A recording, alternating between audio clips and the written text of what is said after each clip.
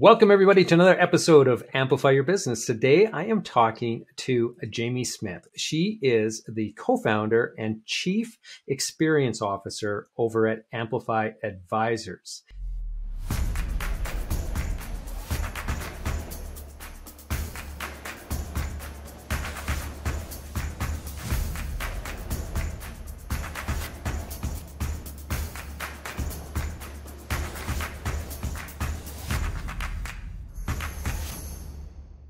So welcome to the show today, Jamie. I'm glad to be here.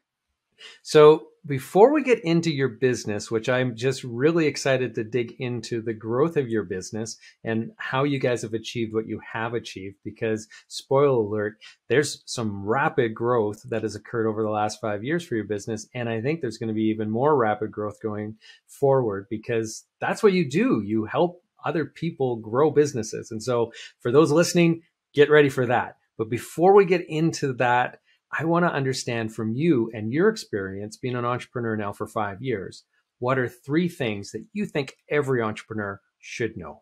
Well, I'm glad that you're asking that question because the number of times you meet with people that are considering starting a new business and not always thinking about the good and the bad of it is endless, right? So the 3 things I always tell people when I have a chance to go for coffee with someone about to make this big leap would be, 1, I think it's really critical that you recognize that when you become an entrepreneur, you're essentially signing up to be a salesperson. And I think when you're an early stage business, the ability to have a business that you're not proactively selling is just not the reality. You constantly have to be in the market, promoting your brand, building your brand, and selling your business. And that's not something that you can just hire out. You will not have a sales process. You will not have messaging. You will not have it figured out enough to lean on an employee. And so the best case scenario, if you really are allergic to sales but still want to be an entrepreneur, is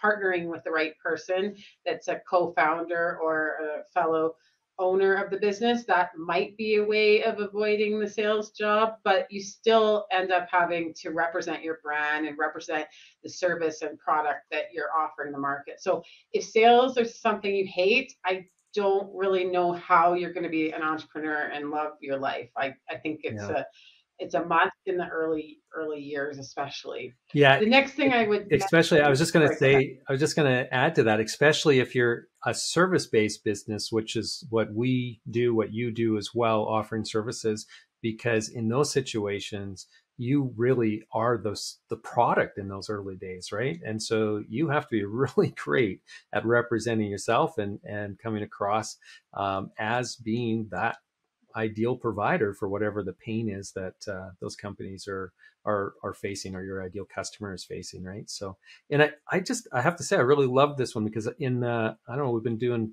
this is like episode 220 something, I think, and I don't think anybody's actually ever zeroed in on that one in particular, and it is such a critical piece of the puzzle. So I love it. Thank you very much. It is.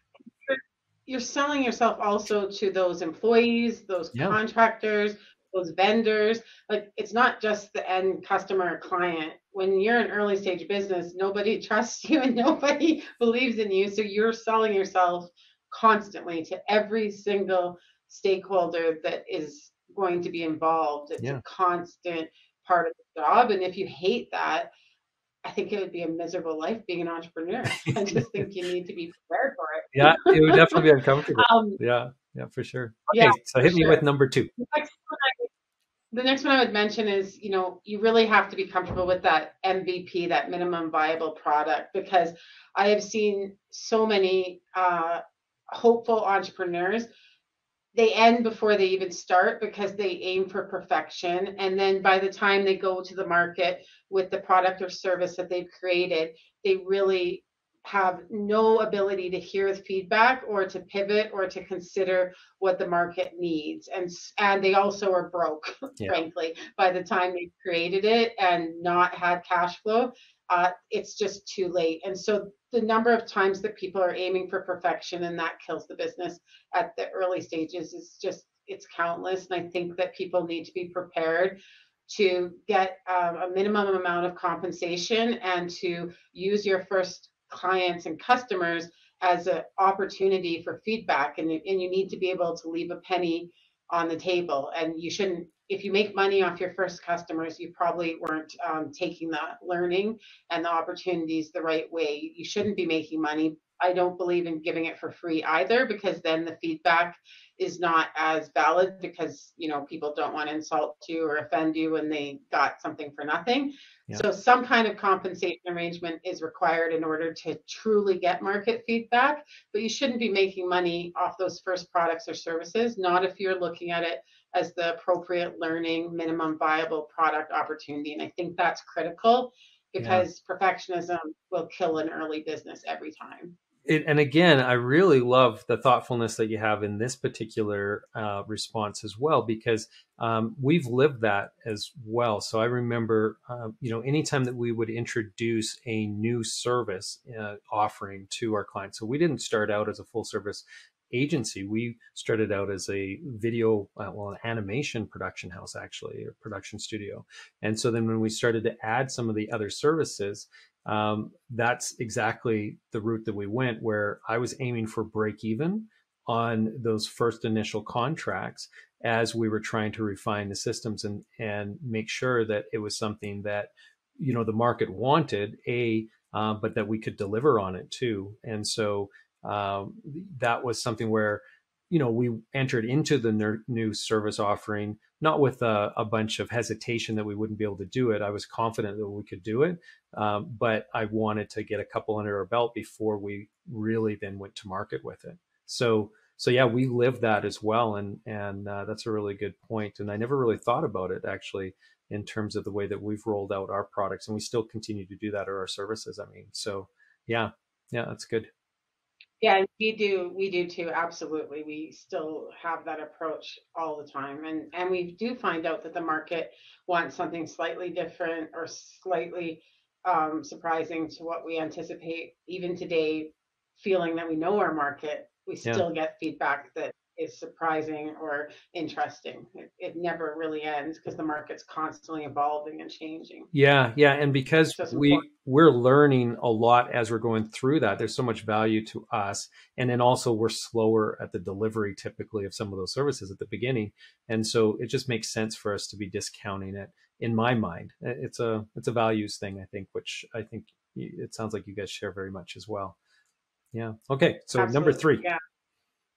And then the third one is, looking at that optimization and being creative in terms of that revenue cash flow. I think it's really critical to think about your pricing and your revenue and your cash flow early on, and be creative so that you are setting up terms and conditions, or quality standards if it's a product that makes sense from an actual ins and outs of cash. And I think Mm, that a lot of businesses don't think about those the components of, like, the client experience and the client's perception, but also what it's going to do to your actual wallet and your economic business model. And I think you need to outline that and really think about it ahead of time, because there's a lot of opportunity to differentiate and to give more to your customer and your client, while also mitigating your risks and setting yourself up for success. And I think one of the great examples that I was told before we launched Amplify was to look at retainer-based billing, for example. And so we've always had retainer-based billing, and it makes a big difference in terms of commitment of service, commitment of time, and obviously cash flow and collections. And so that was a small example of optimization that a friend of mine who's a consultant recommended, and it makes a big difference. And so I think, regardless of what service or what product you have, stepping back and thinking about what can I give to the market, and where's the give and take, and how does that affect the experience of the customer, but also my actual economics, yeah. and thinking that through, and thinking creatively. Yeah, and I wish I would have had this conversation with you 11 years ago when we started Ample Media, because at that time we didn't have any retainer based. It was all project to project. And so it was extremely difficult to scale the business, because we didn't have any certainty there in terms of what the cash flow was going to look like. So to hire that additional body was really, really difficult because you didn't have anything really solid to hang your hat on, knowing that you were going to have revenue, next month or the month after that or whatever. You couldn't project things out very well, except for, really just looking at past performance and hope that there's going to be more projects coming in. So yeah, Absolutely. that would have been really great for us, because we finally did that. Probably it took us 5 years or so into our business before I was like, this is just insanity. I can't continue to do this, and we started to work in then the retainer base.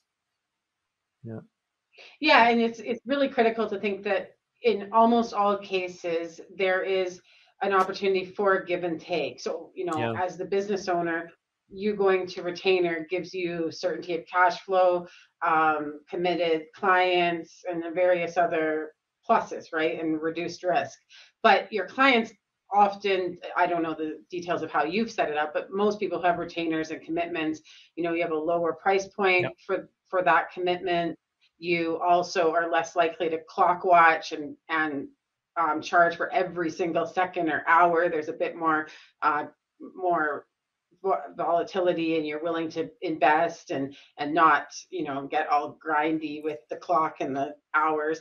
And so all of that is of a benefit to the client. And then also that for a lot of growth businesses, just knowing the exact amount that they need to pay each month is a massive opportunity for them. I mean, yeah, God knows I'd like a lawyer on a retainer, because every time I open the envelope, I'm like, well, it's not an envelope anymore, but you open an email with an invoice from a lawyer and you're like, this could be any number, who knows? yeah, And so even paying more and knowing that it's consistent makes a big difference. So yeah, there's lots of give and take, and almost always when you need to reduce a risk, there's something you can give in order to reduce your risk or increase your certainty or what you. And so be creative up front.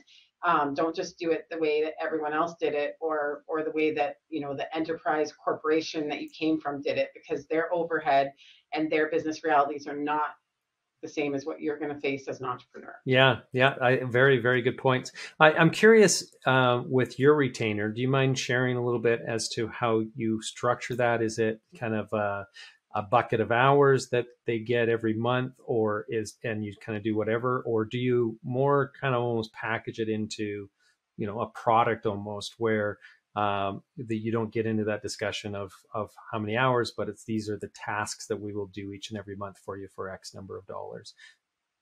Yeah, it's a little bit from column A and column B, to be honest. So with our finance leader, when we're fractional CFO or fractional controller or the entire accounting department, we base it on days per month or days per week. And so we set up based on factors that we understand of their growth ambitions and their strategy, their team size, their revenue size, their complexity of business, and we make a recommendation. The first quarter of the annual contract that they sign, we invest up to double the scope. So if you sign up for a day, we'll be giving you up to 2 days, but the difference and the extra is for learning and relationships, not grinding out deliverables, right? Yeah. And then after the first quarter, when we've set a more specific priority listing that's aligned with your strategy and gotten to know you and your business and what you need from a financial strategy perspective, then we'll validate the scope and the timeline it'll take for us to get the priorities done. And then from there, we assess each quarter. So if it's a day a week and you're in the middle of year end, well, obviously that day is either going to be a 10-hour day or leak into 2 days a week for something as critical as a year end, right? Mm-hmm. And so that's expected, but if it balances out and it's predicted to balance out, you wouldn't be getting a bill from us. But if we're consistently spending 2 days a week and you only pay for a week, the conversation is, hey, the last quarter, we've pretty consistently been 2 days a week. There's nothing indicating that was a one-off. Yeah. Your growth is awesome, and that's what it's going to take. So now we need to move to a 2-day-a-week scope. And if you're not comfortable with that, we need to figure out how we dial back to what you're paying for. Yeah. But we usually give it for a quarter before we ask for it. Yeah.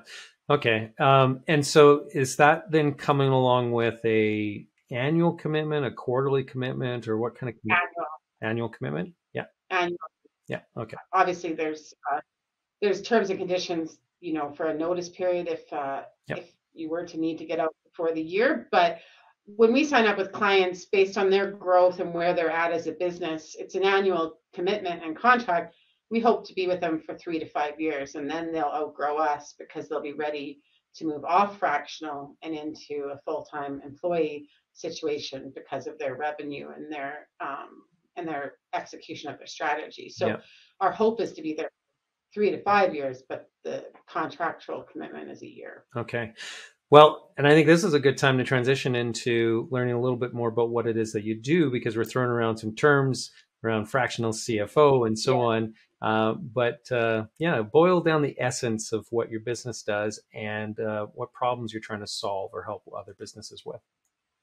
Absolutely. So Amplify helps growth businesses with their financial strategy. And, we're big believers in enhancing communities, amplifying opportunities, and cultivating connections. And we do that largely by helping these growth businesses, which are the small, medium businesses that employ all of Canada and really all of North America. Yeah. So the top employer of which has had little to no access to appropriate help when it comes to financial strategy. So we believe Yeah.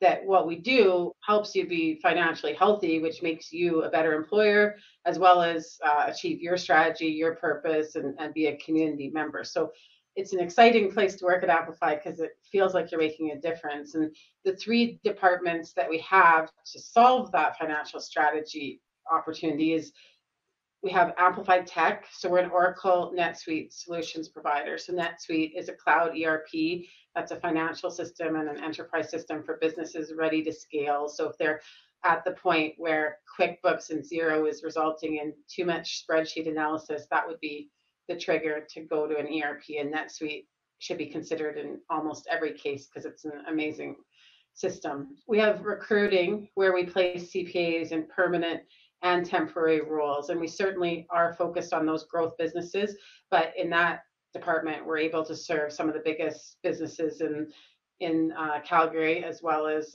across Canada. So all size businesses can be served because we have really great CPA candidates that are diverse in their experience and their career ambitions. And then the one that we were alluding to in our previous conversation is our finance leader service line. And so we have CFOs, fractional controllers, accounting services, financial leadership, where we're helping those growth businesses. And so the CFOs that I have, if you were to put them on your payroll, would be north of 200,000 a year. And so a lot of our clients aren't quite ready for that type of full-time equivalent investment. And they're just too small, or they can't afford it, or it's just too big of a risk or investment that they're not ready to make. So we're able to give them that level of executive that truly knows how to scale a business, grow a business, and turn a business into a profitable one. And they can get that person and access to that level of financial strategy assistance at a price point and a time point that they can afford. So fractional CFOs, and then similar for controllers. About half the clients that we work with, we're the whole accounting and finance department. And so the entire function of accounting and finance is outsourced to us. And then the other half, it's a leadership role. Okay, excellent. Yeah, like you guys are doing a lot over there then. Yeah. Yeah, it's a lot of, we're solving financial strategy at a people, process, and technology perspective, and making sure that businesses are able to be profitable. And a lot of clients that we work with have amazing people, amazing strategy, amazing success. They're not yet profitable, and they're often not bankable. Yeah. Yeah. And this is the thing that I love about what you're doing. And that's our focus as well, too. And so very much aligned there in the services that we provide. We're trying to help those companies achieve the growth that they really desire and aspire to, but also in a way deserve, right? They have got a great product, a great service. They are doing something that has value, but there's things that they're struggling with. And so our end of it, we're trying to get them more customers, which is the lifeblood of the business. But if they're not managing the cost side, the financial side, and figuring out how to, handle the cash flow and that whole dance that goes on there, that doesn't matter how many customers they get if they're not growing and responsibly and using the financial tools and expertise properly as well. And so I see our two companies actually on both sides, just like very much doing the same thing in terms of like the end result we're striving for our clients, but approaching it from two different sides of the coin, which is really, really neat. Absolutely. Yeah. Yeah, for sure. Okay, so let's talk a little bit about your entrepreneurial journey then. So I think at the outset, I was saying that you've been in business for 5 years, and that's when you jumped into entrepreneurship yourself. And so tell me a little bit about that. I'm curious because you said before we hit the record button that you were working for, one of the big companies out there on the financial services side of things. And so to leave that and jump into entrepreneurship, what was the motivation there? Why did you want to do that? So both my business partner and I were at a big four firm, and that's where we met and that's where we left. And prior to making that big leap, I had worked at another big four firm and been in finance leader roles, and same with Jesse, my co-founder. So that's kind of our quick background. And it's funny because the other day I was at an event, and it always seems like almost 5 years later that it's an overnight success and an obvious thing. But when you leave a good career and a good job and a lot of opportunity at a stable employer, that's not a small thing, as we can all appreciate. And it was cute because my husband and I were at an event, and this guy asked my husband, how did you feel when she decided when she came home and told you she was quitting her good job and her good career? Like, how did you feel about betting on that and putting your guys' household income on the line? And he was sweet enough to say, well, if you've met her, then it's not much of a bet. But I can tell you that as cute as that was as a husband comment, that is not what he was saying at the time. Because it was kind of crazy. It was crazy to leave a good paying job and a good opportunity for this, but not one I've ever looked back and regretted. And ultimately, it goes back to what I was speaking of in terms of Amplify's purpose. And we just saw this, clearly small, medium businesses, that's the majority of the businesses. It's employees, the majority of employees. It's no small thing. And yet it was the overhead of the big four and the core competencies of the big four was not set up to serve that Yeah. entire population of businesses. And then you'd see these solopreneurs, like individuals that would serve them as individual practitioners.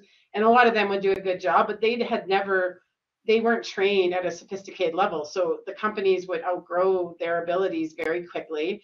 And then some of the little firms, they're very focused on compliance and tax, and they don't have the ability to provide advisory or anything that relates truly to financial strategy, which tax is a component of that, but a very, very small component of that. Mm-hmm.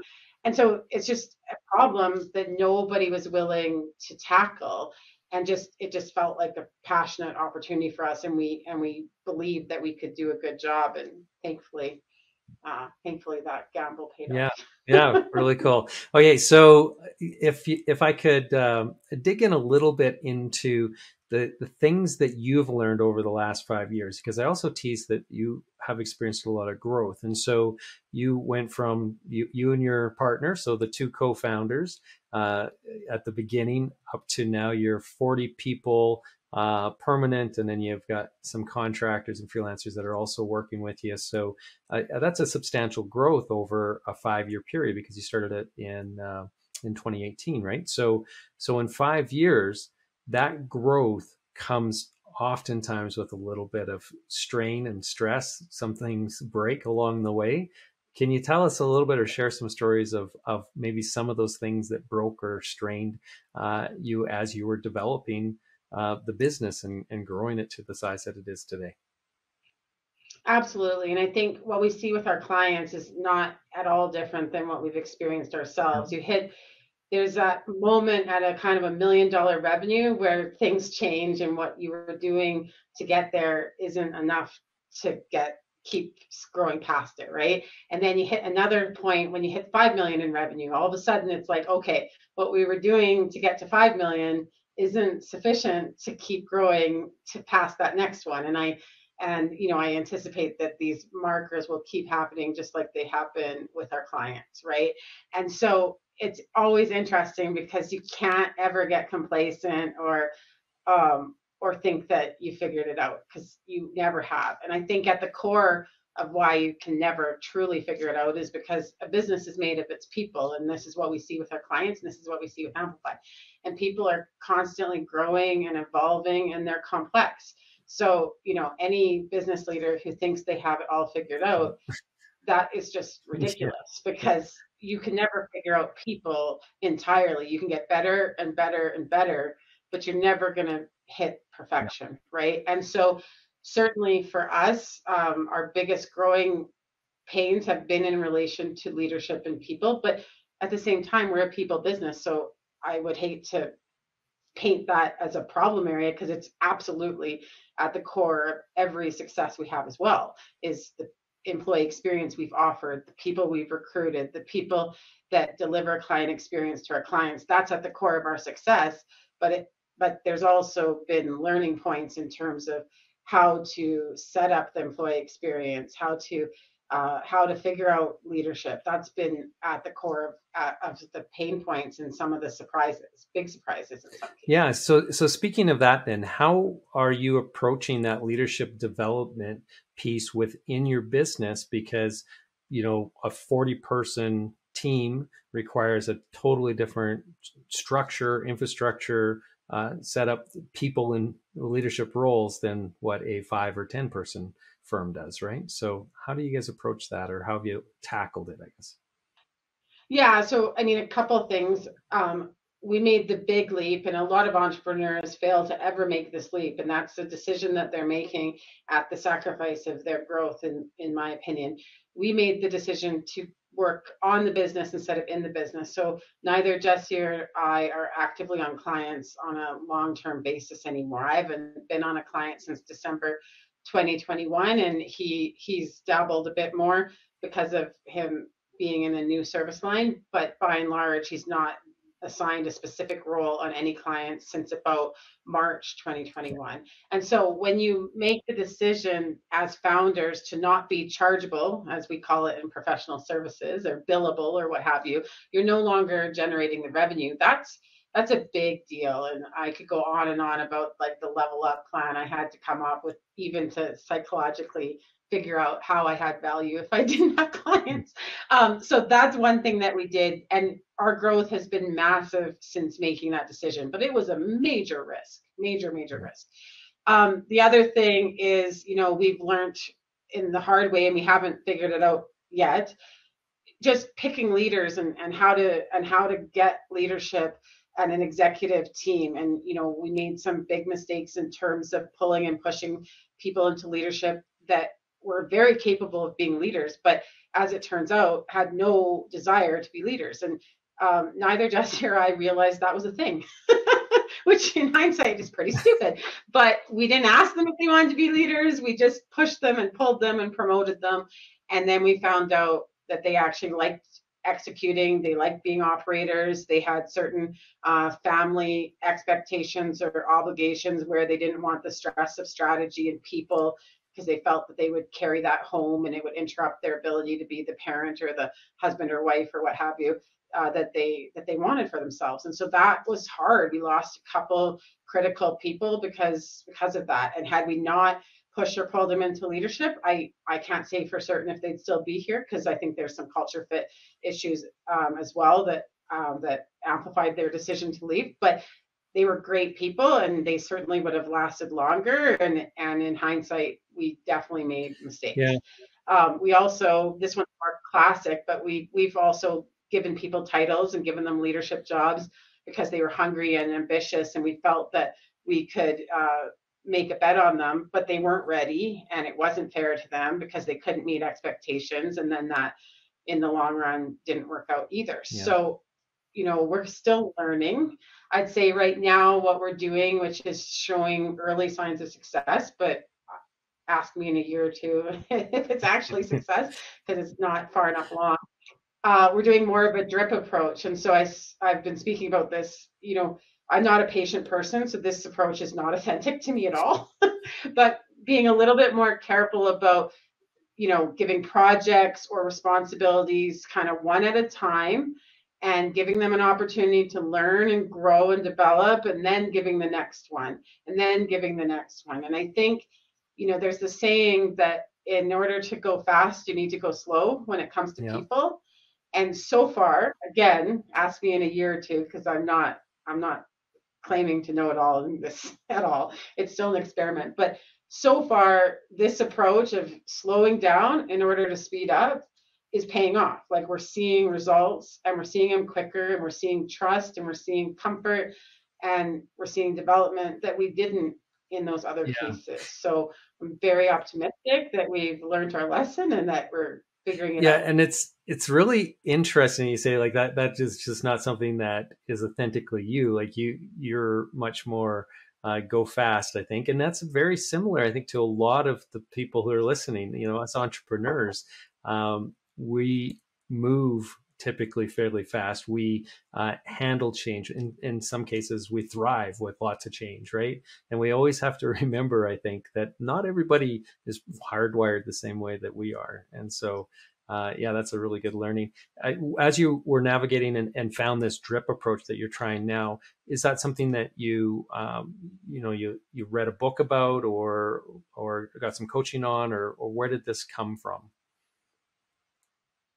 Yeah, I mean, we're big readers, Jesse and Yeah. I. So I love the saying that not all readers are leaders, but all leaders are readers. Mm, We really, really believe that. So we have a book club within Amplify. It's optional, obviously.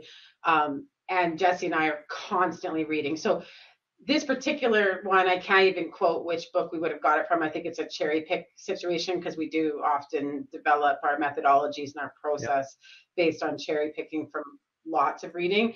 And we do have coaches. So I have a coach and a forum. Jesse has a forum that has coaching involved, and then we have a founders coach that coaches the two of us together. So we're a high maintenance group here, needing all the help we can get.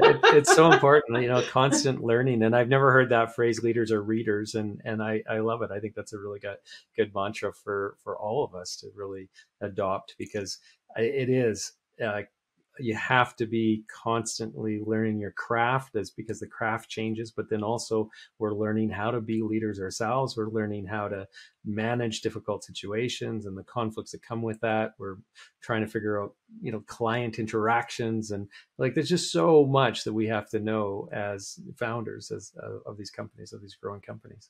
So, okay. So I'm curious, now that you've reached, 40 people, permanent, plus the others. What are the longer term goals for you? Because you're focused on helping other businesses grow. I imagine you're not taking your foot off the gas. What are the goals over the next couple of years, and what do you think will be the biggest challenges that you're going to face to achieve those goals that you have? Yeah, so you're right. We're not taking the foot off the gas. We're excited, and just trying to slow ourselves down so that we're at a good pace that's comfortable for our whole team and for the market. Right now, our focus when it comes to growth is Amplified Tech. So our Oracle NetSuite solutions provider department is new, and so we're still working out some of the business model and the team and the aspects there. So as I was talking about earlier with that MVP, minimum viable product, we're not out of that when it comes to Amplified Tech. So we're excited to see that be a scalable and profitable department within the Okay. next year. And then once that is set up and feeling good, then the next launch is into other cities in a more strategic way. So we have clients all the way from Toronto to Vancouver, and a lot of clients throughout that area, lots and lots throughout Alberta, especially. But we are basically a Calgary business by and large, and we do integrate and match culture. So while we have clients everywhere, those are either remote, hybrid, or multi-region clients. But the reality is we want to match culture. So if they are in person or hybrid, we want to be the same as the other executives. I always say the CFO is not the most popular executive, so they shouldn't be the only one calling in. If everyone else is sitting around chit chatting and shooting the shit, we can't be the one on the phone. That doesn't work. So it's important for us to be there. And so we are going to be in other cities and in a real way. So we had a soft launch into BC, opportunistic hire. And I would anticipate the next city we go to is Edmonton, but that's about 18 to 24 months away at this Yeah. point. When you ask about what the challenges are going to be, the challenges absolutely will be that we are still a referral based business. 95% of our revenue comes from Yeah. referrals, and 60% of that comes from CPAs, and about 40% from CPA Mm. firms.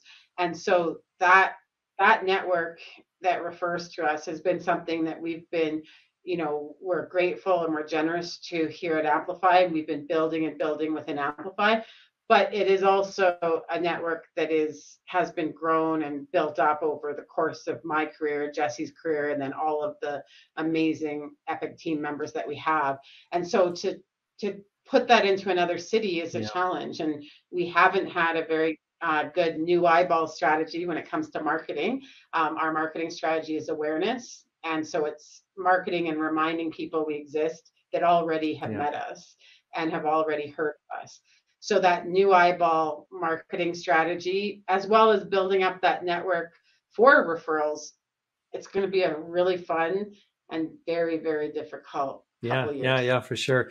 And it's one of those things that the referral aspect of your business, being as substantial as what it is, I mean, that is unusual, I would say, for, as an average across service-based businesses to be quite that high.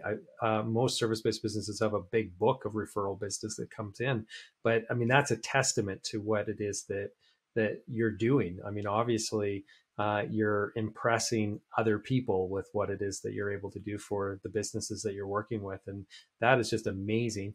And that's really where it sounds like you reached that stage much earlier than most companies do. And that there's this 5-year valley of death that a lot of people talk about with startups, right? Is if you can get through the first 5 years, you have a much greater chance of surviving, because I think it's 90% of businesses fail in the first 5.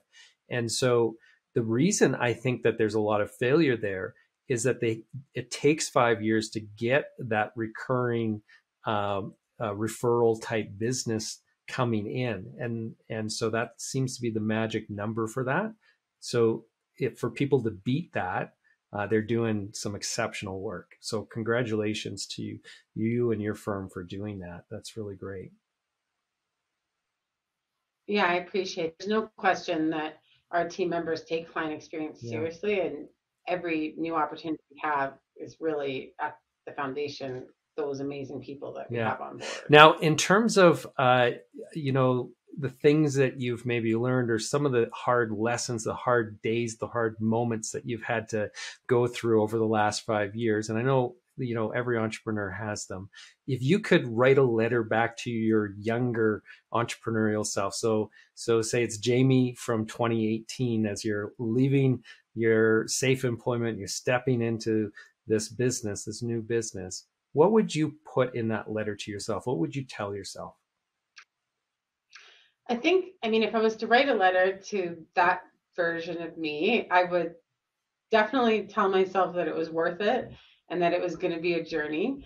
I would definitely remind myself how cool leadership is, and how important it would be for Jesse and I to have succession planning and have people planning, and to never consider time and effort that we put into the employee experience that an investment not worth making, because it always is and it always has been. And I think that you need that reassurance sometimes when you're having difficult days, because you're like, we provide all this, we give all this, and no one cares anyways, and you have a bad day. And the reality is those bad days are a small percentage of the reality, and that people do step up and they're willing to believe in your purpose and deliver the client experience you want because you've made those efforts and put that time and money and resources towards the employee experience. So I want to remind myself of that early on because I remember one of the hardest decisions you make as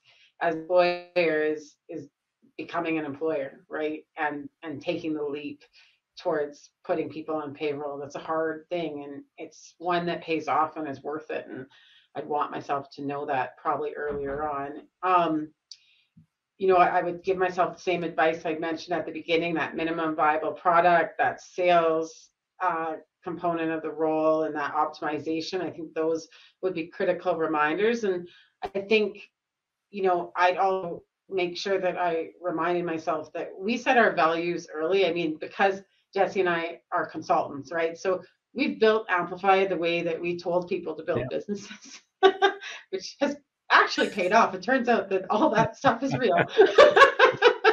And so, we set our values, and we've stuck to them, and we've been obsessed with them, and that has been critical.